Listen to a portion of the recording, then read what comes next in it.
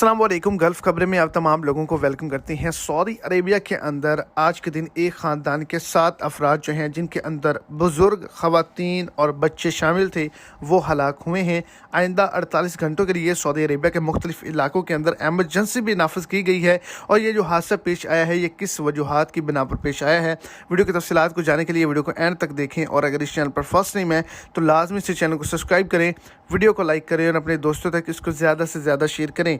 आपको बताता चलूं कि सैलाबी पानी खड़े होने की वजह से काफ़ी ज़्यादा लोगों ने नुकसान का सामना किया और शदीद बारिशों का जो सिलसिला जब शुरू हुआ तब भी काफ़ी ज़्यादा लोगों ने सफ़र किया, जिसके नतीजे में उन्होंने अपनी जान से हाथ धो लिए। तो आइंदा 48 घंटों के अंदर सऊदी अरेबिया के मुख्तलिफ रीजनों के अंदर बेशुमार शदीद किस्म की सैलाबी बारिशें होने का खतरा है और पाकिस्तान के अंदर भी सैलाबी सूरत हाल बनने का खतरा है, जिसकी वजह से हर जगह जो है एमरजेंसी नाफिज की गई है। और जो हलाकत हुई है ये भी सैलाबी पानी में बह जाने की वजह से ही हुई है।